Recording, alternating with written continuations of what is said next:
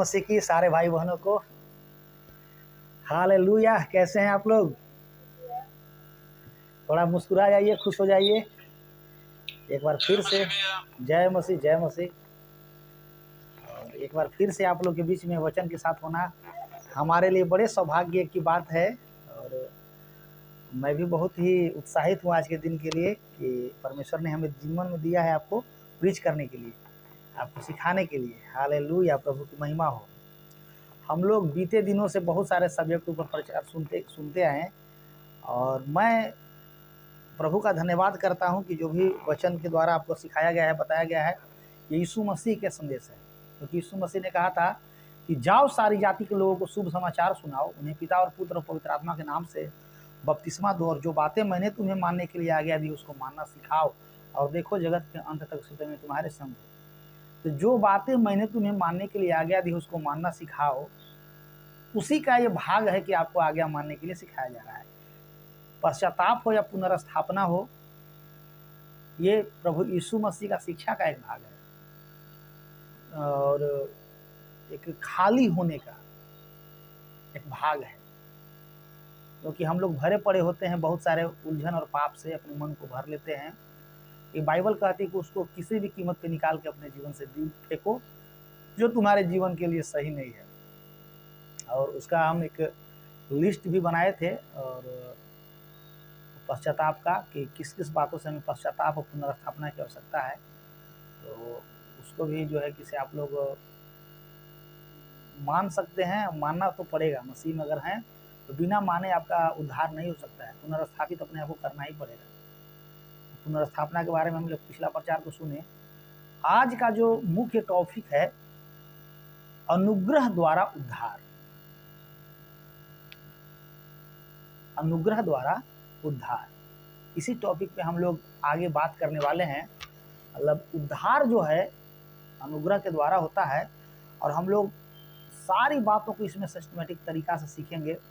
जिस उद्धार को पाने के लिए दुनिया में लोग कितना कर्म कांड कर रहा है, कहाँ कहाँ भटक रहा है, मंदिर मस्जिद और जंगल पहाड़ नदी नाला, बहुत सारी बातों को उद्धार को पाने के लिए धार्मिक नियम कानून को, बलिदान, तरह तरह की बातें, तरह तरह की पूजा, तरह तरह के प्रतिष्ठा, यज्ञ हवन, बहुत कुछ उद्धार को पाने के लिए लोग प्राप्त करते हैं। क्योंकि कोई भी अगर मान लीजिए कोई कार्य करता है पूजा पाठ, तो उसका संबंध आत्मा परमात्मा से होता है, और इसी को समझ करके लोग उद्धार पाने के लिए बहुत सारे कार्य को करते हैं। लेकिन बाइबल जो है किसी उद्धार के विषय में जो शिक्षा देती है उसको बहुत ही सफाई और बहुत ही सटीकता से मैं आप लोग के बीच में रखने का पूरा प्रयास करूंगा। और बाइबल सिखाती है कि पापियों का उद्धार केवल अनुग्रह के द्वारा होता है। हम में कोई धार्मिकता या अच्छाई नहीं कि हम ईश्वरीय योग्यता की कृपा दृष्टि स्वीकार मिले। हम लोगों में कोई भी ऐसा काबिलियत नहीं है कि हमें परमेश्वर का ईश्वरीय कृपा दृष्टि दया प्रेम हमें मिल सके। इसके लिए हमारे अंदर कोई काबिलियत नहीं है, आपके अंदर कोई काबिलियत नहीं है। अगर हम अपने आप को, जीवन को जांचेंगे तो हमारा जिंदगी जो है परमेश्वर के वचन के तहत जो है कि एकदम जो है कि विपरीत मिलेगा। लेकिन उद्धार जो है कि हमारे कर्मों से नहीं, सोने चांदी से नहीं, हमारा उद्धार जो है कि परमेश्वर के मात्र और मात्र कृपा दृष्टि से ही मिलता है। इसी कारण हमें परमेश्वर की दया और प्रेम हमें उसके छुटकारे के दाम चुकाने के द्वारा मिला। परमेश्वर का कृपा दृष्टि जो है, उद्धार जो है कि जो दाम यीशु मसीह चुकाए हैं उसके द्वारा मिलता है। हमारे पास उतना दाम ही नहीं था कि हम उसको दे करके खरीद पाते, लेकिन परमेश्वर के यीशु मसीह के का जो बलिदान का जो दाम चुकाया गया उसके द्वारा हम लोग उद्धार पाते हैं। मसीह के गुण और कार्य जो पूर्ण किए हैं उसे हमें उसके वचनों पर खड़े रहना और उसके प्रेम का दान और क्षमा पाना है। देखिए, यहाँ पर हमारा जो किताब कह रहा है कि हम जो है कि मसीह के वचन पर हमारा ड्यूटी है खड़ा रहना। मसीह के वचनों पर जब हम खड़े रहते हैं तो परमेश्वर का प्रेम का दान हमें प्राप्त होता है, क्षमा का दान हमें प्राप्त होता है।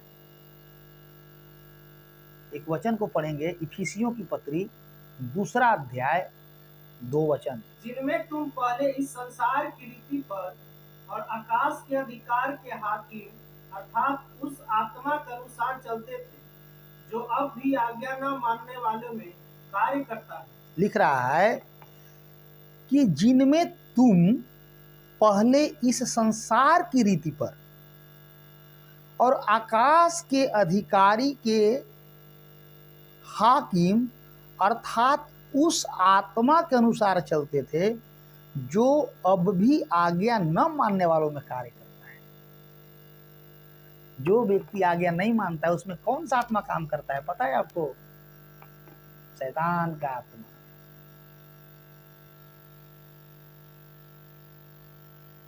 और आकाश के अधिकारी कौन है? शैतान।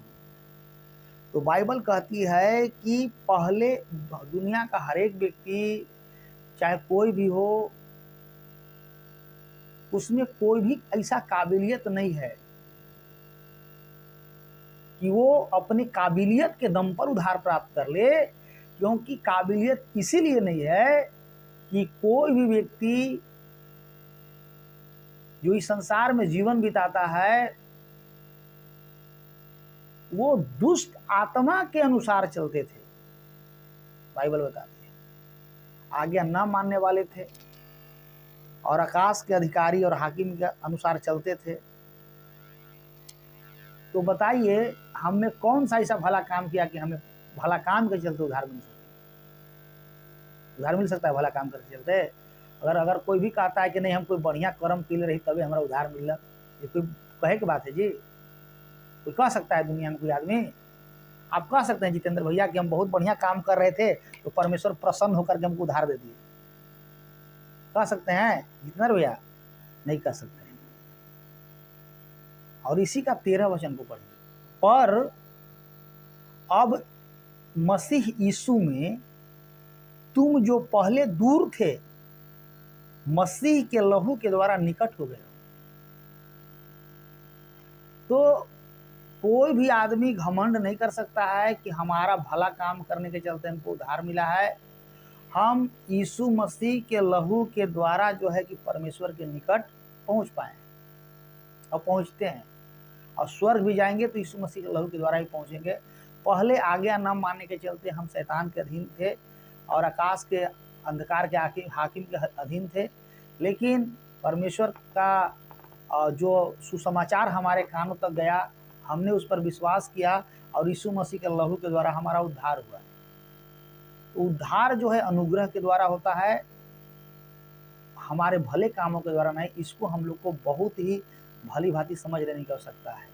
रोमियो की पत्री 6 अध्याय 23 वचन को पढ़िए। क्योंकि पाप की मजदूरी तो मृत्यु है, परंतु परमेश्वर का वरदान हमारे प्रभु यीशु मसीह में अनंत जीवन है। पाप की मजदूरी मृत्यु है। हम पाप कर रहे थे, हमें मृत्यु मिलना चाहिए था, लेकिन परंतु परमेश्वर का वरदान हमारे यीशु मसीह में अनंत जीवन है। तो हम लोग जो यीशु मसीह में आए और हमें अनंत जीवन मिलेगा। तो ये भी जो यहाँ पे देखते हैं कि हम लोग जो है कि पाप और शैतान के अधीन थे और हम मृत्यु के दशा में जा रहे थे, मृत्यु की दशा में थे, नरक में जा रहे थे। लेकिन परमेश्वर का वरदान हमारे जीवन के ऊपर हुआ, आया, दान के रूप में परमेश्वर यीशु मसीह को दिया और हम यीशु मसीह में हैं और अनंत जीवन आज हमारे आपके पास है। तो उद्धार अनुग्रह के द्वारा होता है, हमारे भले कामों के द्वारा नहीं। ये वचन भी साफ कहता है। और एक वचन और पढ़ लीजिए, देखिए, तो कोई भी जो है किसी स्वर्ग में बिना यीशु मसीह के द्वारा पहुंच नहीं सकता है। यूहन्ना रचित सुसमाचार 3 अध्याय 1 वचन से 7 वचन। फरीसियों में निकोदेमुस नाम का एक मनुष्य था जो यहूदियों का सरदार था। उसने रात को यीशु के पास आकर उससे कहा, हे रब्बी, हम जानते हैं कि तू परमेश्वर की ओर से गुरु होकर आया है, क्योंकि कोई इन चिन्हों को जो तू दिखाता है यदि परमेश्वर उसके साथ न हो तो वह नहीं दिखा सकता। यीशु ने उसको उत्तर दिया, मैं तुमसे सच सच कहता हूँ, यदि कोई नए सिरे से न जन्मे तो परमेश्वर का राज्य नहीं देख सकता। निकोदेमुस ने उससे कहा, मनुष्य जब बूढ़ा हो गया तो कैसे जन्म ले सकता है? क्या वह अपनी माता के गर्भ में दूसरी बार प्रवेश करके जन्म ले सकता है? यीशु ने उत्तर दिया, मैं तुझसे सच सच कहता हूँ कि जब तक कोई मनुष्य जल और आत्मा से न जन्मे तो परमेश्वर के राज्य में प्रवेश नहीं कर सकता। क्योंकि जो शरीर से जन्मा है वह शरीर है, और जो आत्मा से जन्मा है वह आत्मा है। अचंभा न कर कि मैंने तुमसे कहा, तुझे नए सिरे से जन्म लेना अवश्य है। तो इस वचन के अकॉर्डिंग हम लोग देखते हैं कि जो कोई व्यक्ति का नया जन्म नहीं होता है, नए सिरे से नहीं जन्मता है, वो परमेश्वर के राज्य में प्रवेश नहीं कर सकता है। नए सिरे से जन्मने का मतलब बोल रहा है कि जल और आत्मा से जन्म लेना। जल और आत्मा से जन्म लेने के विषय में आप लोग क्या समझते हैं? जल और आत्मा से जन्म लेने के लिए बाइबल क्या कहती है, बताइए। तो जानते होंगे थोड़ा बहुत आप लोग।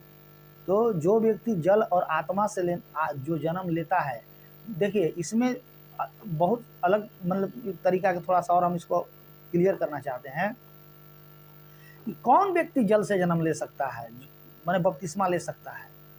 वही व्यक्ति जिसको ये विश्वास है कि यीशु ही प्रभु है और मैं पापी हूँ, मुझे पाप से मुक्त होना है और पापों को धो डालना है बपतिस्मा के माध्यम से, वही व्यक्ति बपतिस्मा लेता है। तो जो व्यक्ति का दृढ़ निश्चय होता है कि यीशु प्रभु है, उसने मेरे पापों को अपने ऊपर लेकर के मारा गया, गाड़ा गया, मुर्दा से जी उठा, और अब मैं यीशु मसीह के पीछे चलूंगा और यीशु मसीह के द्वारा उद्धार को प्राप्त करने के लिए अपना जीवन को समर्पित करता हूँ। आज यीशु मसीह ही मेरा उद्धारकर्ता और मुक्तिदाता है, और इस बात को ग्रहण करता है। पौलुस को एक बार बोला गया कि जाओ यीशु मसीह के नाम से बपतिस्मा को ले और अपने पापों को धो डाल।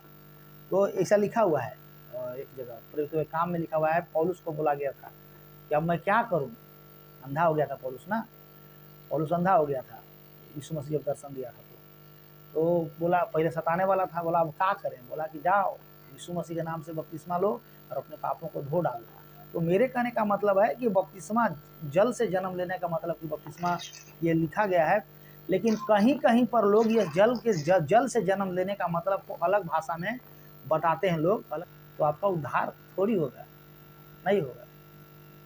तो कुछ लोग ये भी बोले लगता है कि वो जो है कि चोरवा जो लटकल था तो उसको यीशु मसीह कैसे कहे कि आज ही मतलब जैसे आज के दिन तू मेरे साथ स्वर्गलोक में होगा, ऐसे बोले थे यीशु मसीह ना, आज ही तू मेरे साथ स्वर्गलोक में होगा। तो चोरवा थोड़े बपतिस्मा लिया था, तो भाई चोरवा के पास टाइम नहीं था, तो बपतिस्मा नहीं लिया।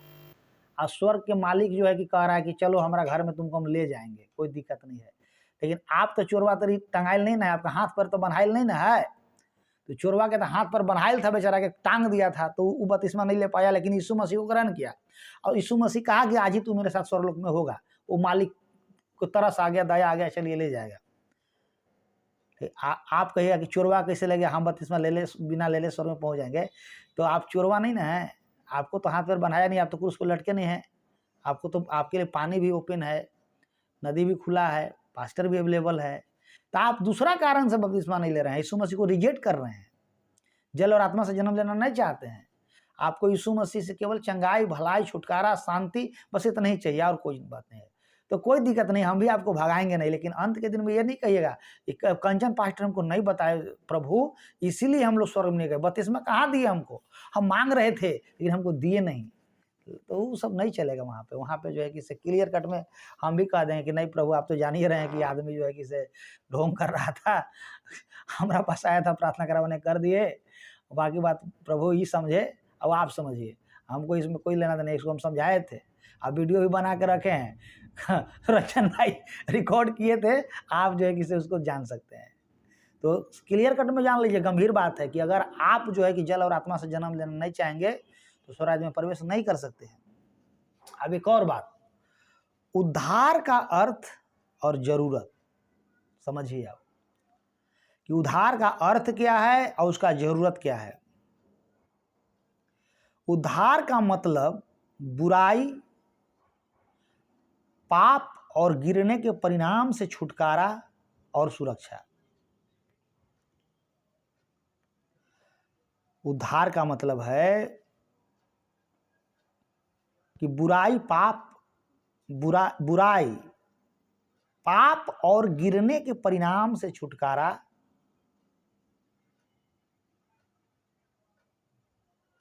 और सुरक्षा। तो उद्धार का मतलब है कि जो इंसान पाप में गिर गया था बुराई करके, आदम हव्वा और शैतान के बस में चला गया था, वहां से छुटकारा मिलना और सुरक्षित हो जाना, सुरक्षा मिलना, परमेश्वर का लाभ मिलना, परमेश्वर की सुरक्षा मिलना। आप बताइए मेरे प्यारे भाई बहन कि क्या जो सुरक्षा आपको मिला हुआ है परमेश्वर की तरफ से, क्या लोग परमेश्वर को जो नहीं जानते उनको मिला हुआ है? मिला हुआ है? नहीं मिला हुआ है। आपको परमेश्वर की तरफ से छुटकारा भी मिला है, सुरक्षा भी मिला है। रोमियो की पत्री 10 अध्याय 1 वचन पढ़ेंगे और 9 वचन पढ़ेंगे और 10 वचन पढ़ेंगे। हे भाइयों, मेरे मन की अभिलाषा और उनके लिए परमेश्वर से मेरी प्रार्थना है कि वे उद्धार पाएं। पौलुस बोल रहे हैं यहाँ पे कि हे भाइयों, मेरे मन की अभिलाषा और उसके लिए परमेश्वर से मेरी प्रार्थना है कि वे उद्धार पाएं। 9वां वचन, कि यदि तू अपने मुंह से यीशु को प्रभु जानकर अंगीकार करे और अपने मन से विश्वास करे कि परमेश्वर ने उसे मरे हुए में से जिलाया, तो तू निश्चय उद्धार पाएगा। क्योंकि धार्मिकता के लिए मन से विश्वास किया जाता है और उद्धार के लिए मुंह से अंगीकार किया जाता है। क्योंकि पवित्र शास्त्र यह कहता है कि जो कोई उस पर विश्वास करेगा वह लज्जित न होगा। तो यहाँ पे हम लोग पढ़ते हैं पहला वचन में कि परमेश्वर के दास की इच्छा है पौलुस की कि वे सारे लोग उद्धार पाएं। लेकिन उद्धार पाने के लिए करना क्या पड़ेगा? तो मुंह से यीशु को प्रभु जानकर एक्सेप्ट करना पड़ेगा। मसीही शादी जब होता है, अभी नेपाल गए थे तो हुआ का कि लड़का को एगो पेज धराया गया, एगो पेज लड़की को धराया गया, और लड़का अंगीकार करता है कि मैं सुख में, दुख में, धनी में, निर्धनता में, गरीबी में, अमीरी में आपसे प्रेम करूंगा, और जब तक मृत्यु अलग न करे तब तक आपको त्यागूंगा नहीं, आपको छोड़ूंगा नहीं, आपसे मिला रहूंगा, आपसे प्रेम करूंगा। अब ऐसे ही पेज को दिया जाता है लड़की के। लड़की भी कहती है कि मैं सुख में, दुख में आपके साथ रहूंगी, आपके छोड़ किसी से बात विचार नहीं करूंगी, कोई गलत व्यवहार नहीं करूंगी। और लास्ट में कहता है कि मैं आपको अपना पति के रूप में स्वीकार करती हूँ, भरल सभा में। फिर लड़कों बोलता है कि मैं आपको अपना पत्नी के रूप में स्वीकार करता हूँ, परमेश्वर को साक्षी मान के।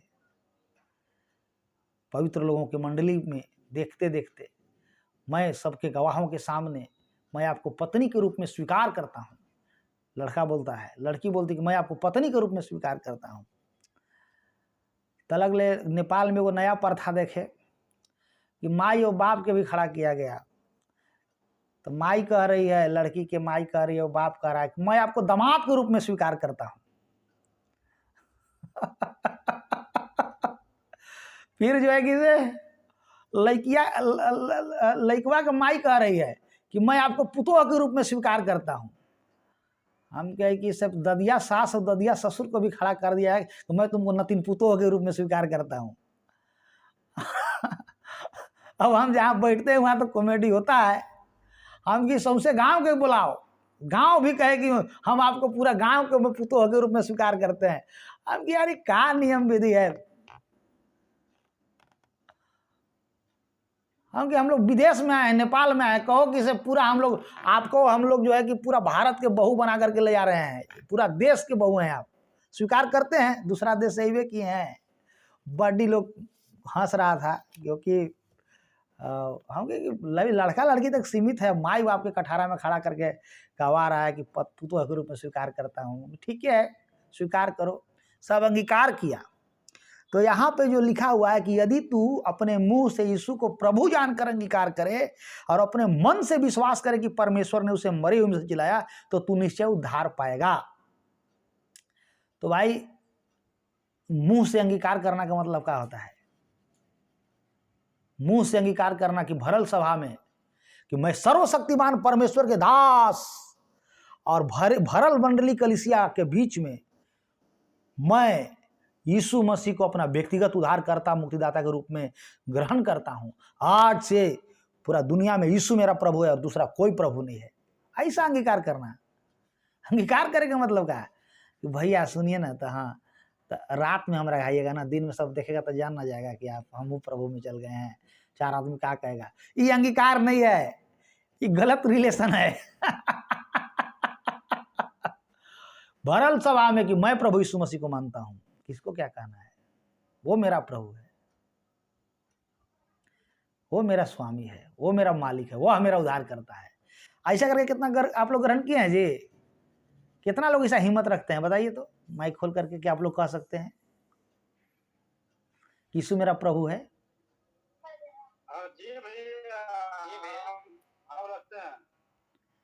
जी के माइक खोल के दिखा दीजिए, हम समझ जाएंगे। यीशु ही प्रभु। यहाँ आसान है कहना, यहाँ तो हम लोग है ना, खाली यहाँ बड़ी आसान है, यहाँ तो हम ही लोग ना है। भरल समाज में कितना लोग अंगीकार कर सकते हैं? भरल समाज में सोनू भाई हैं? चलिए प्रभु का धन्यवाद। चलिए कौन लोग नहीं बोल सकते हैं? ईमानदारी से बताइए। हम उसको बुरा नहीं बोलेंगे, उसको खराब नहीं कहेंगे, ईमानदारी से बताइए कि भैया हम लोग को अभी थोड़ा थोड़ा प्रॉब्लम है, तो उसके लिए हम लोग प्रार्थना करेंगे कि प्रभु इसको शक्ति दीजिए। कितना लोग को लगता है कि हम लोग कैसे कह सकते हैं भैया? नहीं कह सकते हैं हम लोग, बताइए। कितना लोग नहीं कह सकते हैं कि हम लोग से नहीं बनेगा भैया? अगर जो लोग आप लोग नहीं बोलिएगा ना, तो कभी भी आपको भरल समाज में उठा के ले जाएंगे हम। आप कहेंगे कि आप लोग अपना समाज के लोगों के सामने गवाही दीजिए, सुसमाचार प्रचार कीजिए, तब नहीं, आपको नहीं कहना होगा। नेपाल भाई आप कह सकते हैं जी? अच्छा चलिए चलिए चलिए। और क्या है? और सब कोई तो बोल ही सकता है यार, सब तो आदमी इसमें सब टनाटन आदमी लग रहा है, कोई इसमें वैसा है ही नहीं है, कोई पर शक नहीं किया जा सकता है। सब अच्छे लोग हैं आप लोग, हम बोल सकते हैं हालेलुया। तो ये मत कहिए कि पास्टर साहब सबसे पूछ रहे हैं आप भागिएगा क्या? तो ऐसा बात नहीं है, हम भी बोल सकते हैं, अंगीकार कर सकते हैं। हमारा ऐसा से नौबत आया है 2-4 बार, बहुत बार आया है, लेकिन हम जो है कि इसे क्लियर कट में बोले हैं, समझा बुझा के कि यीशु मसीह मेरा प्रभु है भाई, और यीशु मसीह को हम विश्वास करते हैं, मुंह से अंगीकार करते हैं और मन से विश्वास भी करते हैं। क्योंकि धार्मिकता के लिए मन से विश्वास किया जाता है, उद्धार के लिए मुंह से अंगीकार किया जाता है। तो ये सिद्धांत है उद्धार का। उद्धार का सिद्धांत ये है, ये आप पैटर्न पर चलते हैं, ये वचन पर आप खड़ा रहते हैं, आपको उद्धार मिलेगा और परमेश्वर का सुरक्षा, परमेश्वर का शांति भी आपको मिलेगा। एक वचन और पढ़ें, लूका 1:77 कि उसके लोगों को उद्धार का ज्ञान दे जो उनके पापों की क्षमा से प्राप्त होती है।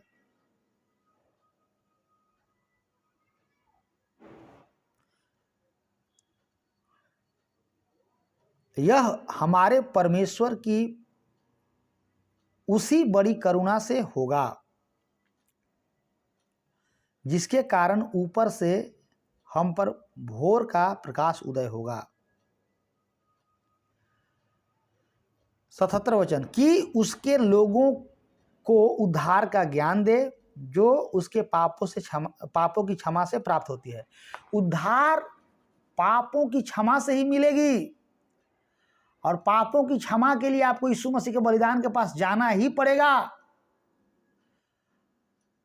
आओ, दूसरा कोई रास्ता नहीं है। यीशु मसीह कहता है कि मार्ग मैं हूं, द्वार मैं हूं, रास्ता मैं हूं।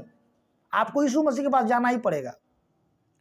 19:9 पढ़े कोई। तब यीशु ने उससे कहा, आज इस घर में उद्धार आया है, आज इस घर में उद्धार आया है। ध्यान से, हाँ, कितना शानदार वचन लिखा हुआ है। तब यीशु ने उससे कहा कि आज इस घर में उद्धार आया है, क्योंकि ये भी अब्राहम का पुत्र है। आज घर में उद्धार आया है। पहले से उद्धार नहीं था, आज उद्धार आया है। ये पापों की क्षमा मांगता है, पापों की क्षमा मांगता है और पुनर्स्थापन करता है। तब यीशु मसीह बोलता है आज इस घर में उद्धार आया है। थोड़ा सा आप जांच के देखिए कि आपको प्रभु ऐसा बोल सकता है कि आज इसके घर में उद्धार आया है। अगर आपके पास उद्धार नहीं है, घर में शैतान है, घर में पाप और बुराई है, तो आपके घर में उद्धार नहीं आया है। हाँ, आप यीशु मसीह को जान चुके हैं, आप उद्धार के रास्ता को जान चुके हैं, लेकिन उद्धार नहीं आया है। उद्धार आना उद्धार को जानना में अंतर है। लेकिन खैर, आप उद्धार को जान गए हैं तो उद्धार आ भी जाएगा। हालेलुया, उद्धार आ जाएगा। रोमियो की पत्री 1:16 पढ़ें। क्योंकि मैं सुसमाचार से नहीं लजाता, इसीलिए कि वह हर एक विश्वास करने वालों के लिए, पहले तो यहूदी फिर यूनानी के लिए उद्धार के निमित्त परमेश्वर की सामर्थ है। शुभ समाचार जो है उद्धार के निमित्त परमेश्वर का सामर्थ है, और सुसमाचार के द्वारा ही उद्धार आता है। शुभ समाचार आपको सुनाया जाता है, आप सुसमाचार को विश्वास करते हैं, ग्रहण करते हैं कि मैं पापी हूं, मुझे पाप से मुक्ति की आवश्यकता है, और मुक्तिदाता प्रभु यीशु मसीह है। आप उसको ग्रहण करते हैं, पानी में डूब के बपतिस्मा लेते हैं, उसके वचन पे चलना चालू करते हैं, उद्धार आ गया। पापों को छोड़ते हैं, धार्मिकता के काम को करते हैं, उद्धार आ गया, उद्धार आना चालू हो गया। तो शुभ समाचार के माध्यम से उद्धार आता है, इसलिए सुसमाचार से कभी लजाना नहीं चाहिए।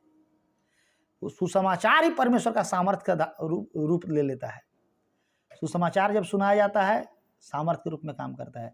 लूका 1:71 पढ़ें फिर से। अर्थात हमारे शत्रुओं से और हमारे सब बैरियों के हाथ से हमारा उद्धार किया है। हालेलुया, यीशु मसीह उद्धार करने वाला है। सब शत्रु सब बैरी से आप जीत पाइएगा?